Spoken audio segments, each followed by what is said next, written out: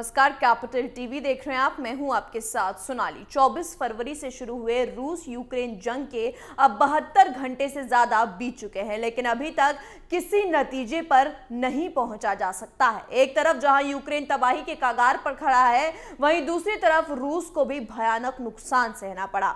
वहीं यूएनओ की कार्रवाई पर रूस ने वीटो संकट खड़ा कर दिया है। इन 72 घंटों में क्या क्या हुआ दिखाएंगे आपको इस रिपोर्ट में।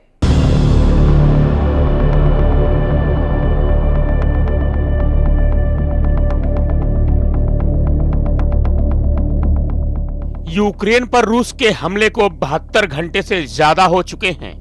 रूस यूक्रेन की राजधानी कीव में घुस गया है। सड़कों पर जंग जारी है। कीव के प्रशासन ने अपने नागरिकों को चेतावनी दी है कि वे अपने घरों से बाहर न निकलें। यूक्रेन का यह भी कहना है कि उसने सैनिकों को ला रहे एक रूसी विमान को मार गिराया है। रूसी राष्ट्रपति पुतिन ने 24 फरवरी की सुबह अपने सैनिकों को यूक्रेन पर हमले की इजाजत दे दी थी। तब से यूक्रेन में तबाही का मंजर है। यूक्रेन पर रूसी हमले का आज तीसरा दिन है। राजधानी कीव में भीषण गोलीबारी की आवाजें सुनाई दे रही हैं और लोगों के बीच खौफ पसरा हुआ है। लोग जान बचाने के लिए अपने घरों को छोड़कर सुरक्षित ठिकानों की तरफ बढ़ रहे हैं। हालांकि प्रशासन ने कीव में रूसी और यूक्रेनी सेना के बीच गोलीबारी शुरू होने को लेकर चेतावनी दी कि लोग अपने घरों में रहें। इसी बीच संयुक्त राष्ट्र सुरक्षा परिषद में 24 फरवरी को यूक्रेन पर रूसी हमले की निंदा करने और युद्ध समाप्त करने के लिए एक प्रस्ताव पेश किया गया, लेकिन रूस ने अपने वीटो पावर का इस्तेमाल करते हुए इसे रोक दिया। 15 सदस्यीय सुरक्षा परिषद में 5 अस्थायी सदस्य हैं। भारत 15 अस्थायी सदस्यों में शामिल है। भारत ने रूस के खिलाफ वोटिंग में हिस्सा नहीं लिया। भारत के साथ चीन और संयुक्त अरब अमीरात ने भी वोटिंग से दूरी बनाए रखी, जिस कारण प्रस्ताव को सिर्फ 11 सदस्यों का ही समर्थन मिल सका, जबकि एक वोट रूस के समर्थन में और यूक्रेन के खिलाफ गया। रूस के खिलाफ अमेरिका, ब्रिटेन, ऑस्ट्रेलिया और यूरोपीय संघ ने कड़े आर्थिक प्रतिबंध लगाए हैं।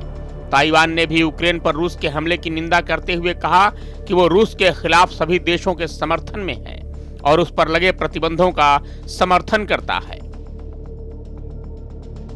यूक्रेन के राष्ट्रपति जेलेंस्की ने एक वीडियो जारी कर कहा कि राष्ट्रपति समेत सभी बड़े नेता यूक्रेन में हैं और देश को बचाने के लिए लड़ रहे हैं। उन्होंने कहा कि हम देश की स्वतंत्रता के लिए खड़े हैं और उन लोगों का धन्यवाद करते हैं जो इस युद्ध में हमारे हीरो रहे। जेलेंस्की ने कहा, युद्ध को अभी भी रोका जा सकता है अगर यूरोप के देश सही और तेजी से कदम उठाते हैं तो। वहीं अब बात करते हैं किसे कितना नुकसान हुआ है। दोनों पक्षों के मारे गए सैनिकों को लेकर अलग अलग जानकारी सामने आ रही है। यूक्रेन के रक्षा मंत्रालय का कहना है कि यूक्रेन ने रूस के 1000 से अधिक सैनिक मार गिराए हैं। यूक्रेन कह रहा है कि उसने रूस के 80 टैंक, 516 बख्तरबंद गाड़ियां, 7 हेलीकॉप्टर, 10 एयरक्राफ्ट और 20 क्रूज मिसाइलों को नष्ट कर दिया है। राष्ट्रपति जेलेंस्की ने एक वीडियो जारी कर कहा कि इस युद्ध में यूक्रेन के 137 सैनिक मारे गए हैं। वहीं ब्रिटेन ने हमले में मरने वालों को लेकर एक अलग आंकड़ा जारी किया है, जिसके अनुसार युद्ध में 450 रूसी सैनिक मारे गए हैं। यूक्रेन से 194 लोगों की मौत हुई है, जिसमें 57 नागरिक शामिल हैं। वहीं संयुक्त राष्ट्र ने कहा है कि यूक्रेन में रूसी हवाई हमले में कम से कम 25 नागरिक मारे गए हैं और 102 घायल हैं।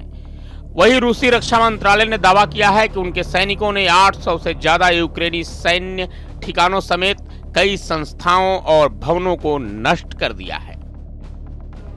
वहीं अभी समझौते की बात नहीं हो रही है। रूस ने कहा है कि वो यूक्रेन से बातचीत के लिए तैयार है, लेकिन शर्तें काफी गंभीर होंगी।